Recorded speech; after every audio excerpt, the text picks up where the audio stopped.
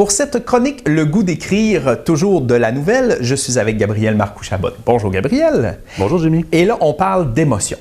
Oui, tout à fait, parce que tu sais, les dernières chroniques étaient un peu plus techniques. On parlait de tension narrative, ça peut avoir quelque chose d'un peu complexe et rébarbatif pour un apprenti écrivain. Mais on va revenir à quelque chose de plus humain, de plus chaleureux, parce qu'il y a une chose qui est sûre. Si on peut écrire une très bonne nouvelle sans y mettre de l'émotion, sans qu'on fasse vivre les émotions au lecteur, on ne peut pas gagner un concours de nouvelles, à mon humble avis, si elle ne comporte pas une bonne dose d'émotion.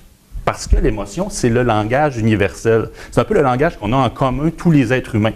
Puis là, c'est quelque chose d'un peu stratégique que je vous dis, mais un jury est composé de plusieurs personnes dans un concours de nouvelles. Et si certains peuvent apprécier une espèce d'exploit technique ou certains aspects d'un texte, la seule chose sur laquelle tout le monde va s'entendre, c'est est-ce qu'ils ont été touchés par le texte ou non.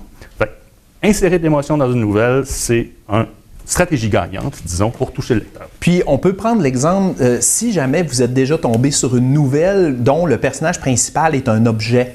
Des fois, ça arrive, bien, l'écrivain va quand même avoir donné des émotions à son objet, va quand même essayer de créer une charge émotionnelle. C'est un peu incontournable parce que, comme tu dis, c'est ça qui fait qu'on s'accroche au personnage. Tout à fait. Puis c'est bien que tu me parles du personnage parce que c'est la première façon, disons, de créer de l'émotion. Il ne faut pas oublier qu'on écrit une nouvelle, par exemple, c'est pas nécessairement...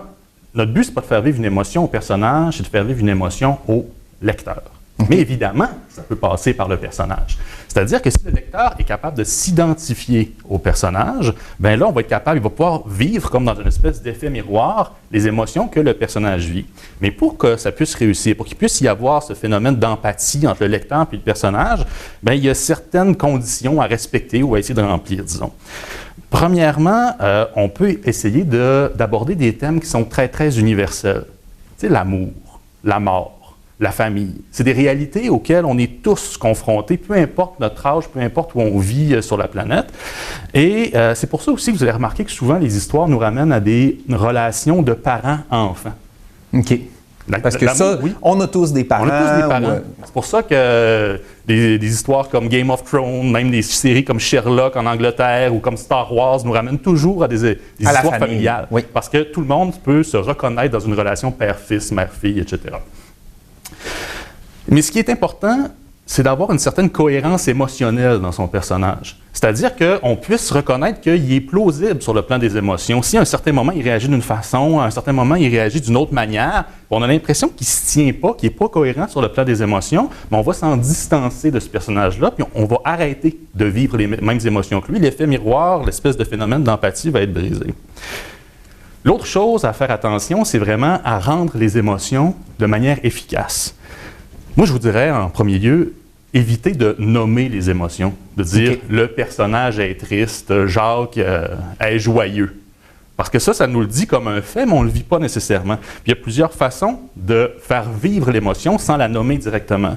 Premièrement, par les réactions extérieures. Parce que toute émotion se traduit par des symptômes, je dirais, physiologiques. Là, ça veut dire des larmes, le tremblement, une rougeur au visage. Même les émotions les plus subtiles se traduisent par des effets physiologiques. D'être capable d'identifier ces effets-là, de prendre le temps de les décrire dans le texte, mais là, on a une façon de vraiment faire vivre l'émotion. Donc, la sueur perle sur son front, il a des papillons dans l'estomac, elle a les mains moites, ce genre de choses-là pour expliquer l'émotion, pour la décrire. Donc, on n'a pas besoin de dire que quelqu'un a peur si on parle du tremblement, si on parle du sentiment, pas du sentiment d'angoisse, mais si on parle de la boule qui monte dans le ventre, l'impression d'être paralysé, par exemple. Fait que ça, on est capable de les vérifier sur soi-même. Est-ce que dans la même veine, ça peut être des actions? Donc, il quitte en claquant la porte, son regard devient rêveur, parce que là, c'est des actions plus que des sensations physiologiques. Oui, tout à fait. On est comme, disons, dans l'extension plus grande, plus importante du même phénomène physiologique, disons.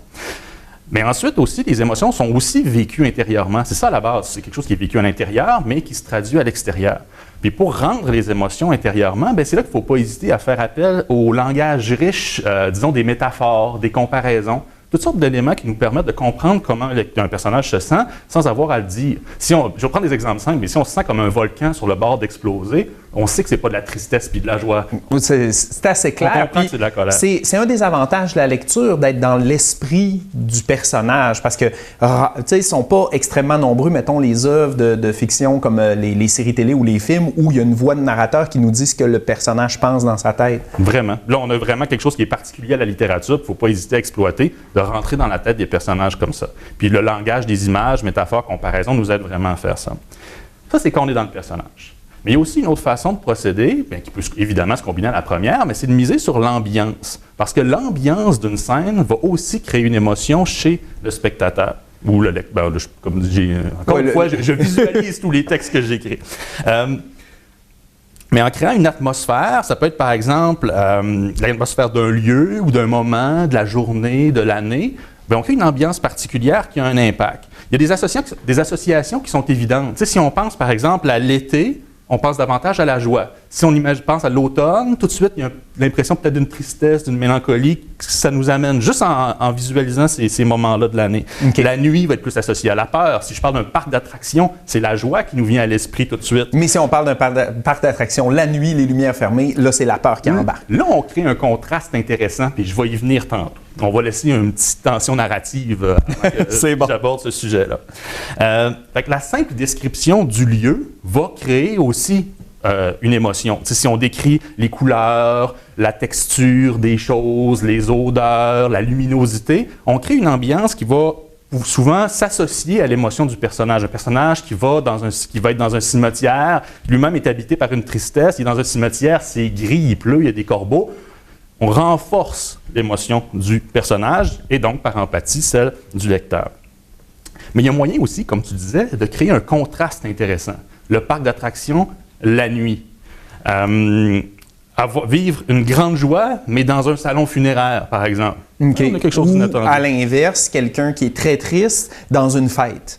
Exactement, exactement. Et là, ça devient très fort et très subtil sur le plan des émotions parce qu'on en crée 3 émotions. Il y a l'émotion du personnage, il y a l'émotion qui est véhiculée par les circonstances, l'ambiance, et il y a la 3e émotion, un peu trouble, que vit le lecteur, qui est partagée entre ces 2 impressions-là. Parce qu'au final, je pense qu'en conclusion, le lecteur n'est pas obligé d'avoir l'émotion du personnage. Peut-être que le personnage est effrayé par une situation qui est très cocasse, puis ça déclenche une euphorie chez le lecteur. Tout à fait. Puis les textes les plus efficaces vont justement miser sur ces contrastes-là qui vont troubler le lecteur.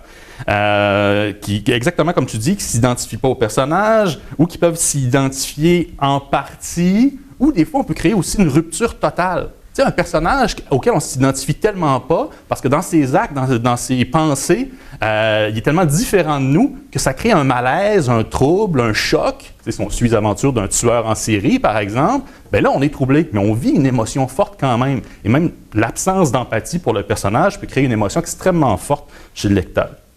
Donc, en résumé, expérimentez avec les émotions, faites-en vivre à vos personnages, injectez-les dans le décor puis dans l'environnement qui vit, puis capitalisez sur le fait que justement, tous les humains, on a des émotions, comme ça vous allez aller chercher votre lecteur. Tout à fait. Puis misez sur les émotions que vous avez vécues aussi. C'est comme nos expériences de vie. On a vécu des émotions, bien, des fois sans raconter la même expérience qu'on a vécue, on peut traduire notre expérience d'une émotion dans une autre situation. Fait que revenez à ce que vous connaissez, à ce que vous avez vécu, et vous allez écrire des bonnes nouvelles.